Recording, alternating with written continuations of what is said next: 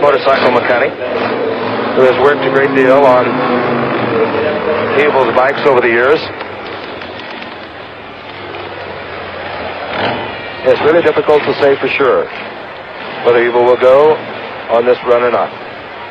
The man from Butte, Montana, began a life that could have led to imprisonment. He admittedly was a bad kid, as he puts it, and all of a sudden he said, I knew that the way I was going, I had to change, or I was in for a lot of trouble. Started out as a professional semi-pro hockey player, went into rodeo work, went into daredevil tricks, and we cannot tell you whether he will go this time out. No, he pulls up, and he will not go this time again. One more look. Of course, he has had many successful jumps, but he has had many that have not been so successful. There was a time in Carson City, Nevada, when he nearly suffered fatal injuries. And then, of course, that memorable jump at Caesar's Palace in Las Vegas in 1968. The thumb went up, indicating that this time it will be go.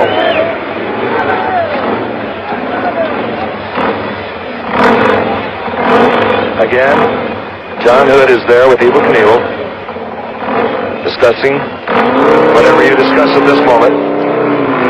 Evel Knievel is very intense. We talked to him a few moments ago before he came out of the van, and his total concentration now is getting that bike off the approach ramp and onto the landing ramp, and he's not hesitating. He'll go.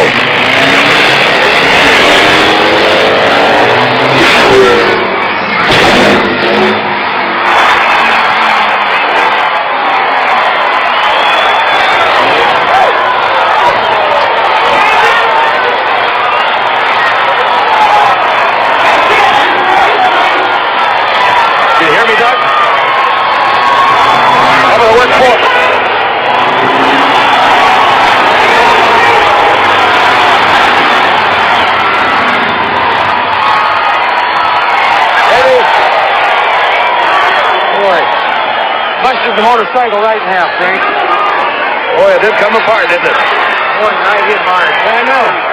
Man, let me just slip around on this side. Oh, where'd I land? Just a little short. I'm number 14. I don't care. Just a little short. I did it. That's the way it is. I almost came over backwards, but I'm walking away from it. Great show. Thank you, Dad. Oh, can we talk to you about your thoughts? Yes. We can just turn you around to our handheld here. All I can tell you is that thank you. You know, I landed on number 14. I didn't get all the way across it. This motorcycle is the finest machine in the world as far as I'm concerned. It broke in half, but it held me up, and all I can say is thanks to number one, thanks to Harley Davidson. You've been so good to me through the years. I would like to tell all of you something, though, that I want you to take on a serious thought. You saw this motorcycle with the front end high in the air, and if a man is a real professional, he has to realize that he cannot go beyond the point of no return, and a motorcycle is not an airplane. It doesn't have wings on it. I am going to continue to perform throughout this country and throughout the world with my sons, and I hope that I'll be successful at doing it.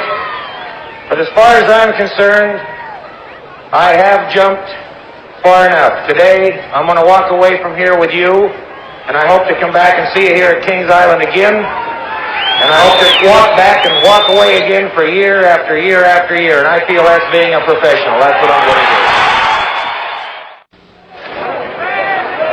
Abel, you have to be a little bit relieved. I know how tight you were, how tense you were, although you made some really good practice jumps this afternoon. We're going to take a look at it on the replay, and you perhaps tell us where it went right, where it went wrong. It never goes wrong when you make it, does it? Well, Frank, you can see here the whole side of the motorcycle is busted up, and when I came off a takeoff, I was a little bit crooked. I tried to get straightened up.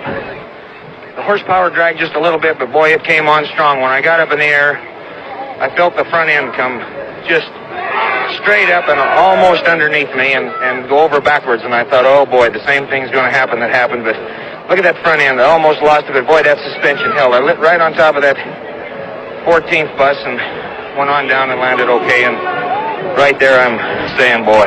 We'll take another angle, another look at it from another angle, Evil, and I don't think I've ever had the front end so high, Frank. You and I'll see it, but at least our audience can see it. And it probably was the highest you've ever hit that front end without... If I'd got another 3 feet, it looped over backwards on me, so I'm glad it came down when it did. You know, I hit the takeoff ramp. Roger Raymond is my tuner.